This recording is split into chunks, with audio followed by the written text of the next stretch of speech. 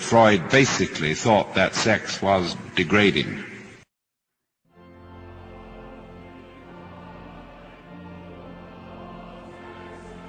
Christian, Buddhist, Hindu, Taoist, all of them seem to emphasize the importance of detachment from the body, from the physical world, so that you won't be engulfed in the stream of impermanence. The idea being, you see, that to the degree that you identify yourself with the body and with the pleasures of the body, to that degree you are simply going to be something that is sucked away in the course of transiency. So therefore hold yourself aloof.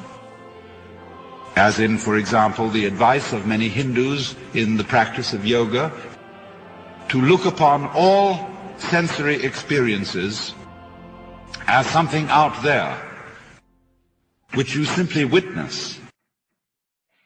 You yourself identify yourself with the eternal, spiritual, unchanging self, the witness of all that goes on, but who is no more involved in it than, say, the smoothness or the color of a mirror is affected by the things which it reflects. Keep your mind like a mirror, pure and clean, free from dust, free from flaws, free from stain. And just reflect everything that goes on, but don't be attached. You will find this all over the place. But it has always seemed to me that that attitude of essential detachment from the physical universe has underlying it a very serious problem. The problem being, why a physical universe at all in that case?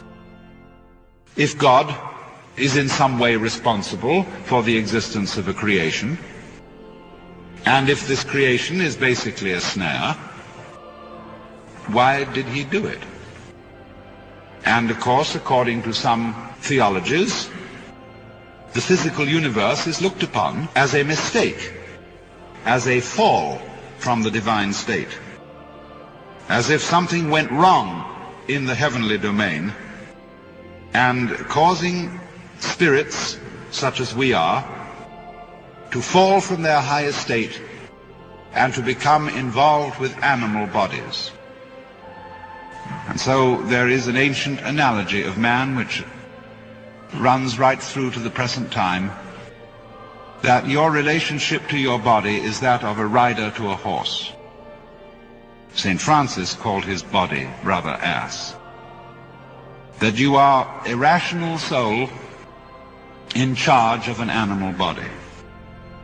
And therefore, if you belong to the old-fashioned school, you beat it into submission. As St. Paul said, I beat my body into submission. Or if you are a Freudian, you treat your horse not with a whip, but with lumps of sugar. Kindly, but still it's your horse. Even in Freud, there is a very, very strong element of Puritanism. Freud basically thought that sex was degrading, but nevertheless something biologically unavoidable, something terribly necessary, which couldn't just be swept aside. It had to be dealt with. But there is, you see, that heritage of thinking of ourselves as divided, the ego as the rational soul of spiritual origin, and the physical body as the animal component. And therefore, all success in life, spiritual success, requires the spiritualization of the animal component, the sublimation of its dirty and strange urges, so that it's thoroughly cleaned up. I suppose the ideal sexual relationship of such persons would be held on an operating table under disinfectant sprays. Now, it is of course true that the physical world, its beauty, and so on is transient. We are all falling apart in some way or another, especially after you pass the peak of youth. But it's never struck me that that is something to gripe about. That the physical world is transient seems to me to be part of its splendor. I can imagine nothing more awful than, say, attaining to the age of 30 and suddenly being frozen in that age for always and always. We would all be a sort of animated waxworks, and you would discover, as a matter of fact, that people who had that physical permanence would feel like plastic. And that is, as a matter of fact, what is going to be done about us by technology in order to attain perpetual youth. All the parts of us that decay and fold up are going to be replaced by very skillfully manufactured plastic parts, so that in the end we will be entirely made of very, very sophisticated plastic. And everybody will feel like that. And everybody will be utterly bored with each other. The very fact that the world is always decaying and always falling away is the same thing as its vitality. Vitality is change. Life is death. It is always falling apart. And so there are certain supreme moments, you see, at which in the body we attain superb vitality. And that's the time. Make it then. Just like when an orchestra is playing, the conductor wants to get a certain, now make it. And they all have to go, right now, you see? Of course. That's the whole art of life. To do it at the right time. To do it in time. Like you dance or you play in time. And so in the same way, when it comes to love, sexuality, or equally so in all the pleasures of gastronomy, timing is of the essence.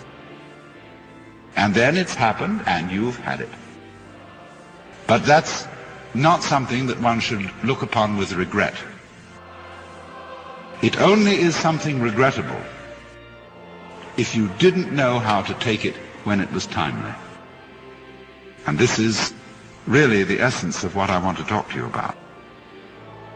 Because you see, to be detached from the world, in the sense that Buddhists and Taoists and Hindus will often talk about detachment, does not mean to be non-participative. You can have a sexual life very rich and very full, and yet all the time be detached. By that I don't mean that you just go through it mechanically and have your thoughts elsewhere. I mean a complete participation, but still detached. And the difference of the two attitudes is this. On the one hand, there is a way of being so anxious about physical pleasure, so afraid that you won't make it, that you grab it too hard, that you just have to have that thing. And if you do that, you destroy it completely. And therefore, after every attempt to get it, you feel disappointed. You feel empty, you feel something was lost. And therefore you want it again. You have to keep repeating, because you never really got there. And it's this that is the hang-up. This is what is meant by attachment to this world, in an evil sense. Pleasure in its fullness cannot be experienced when one is grasping it.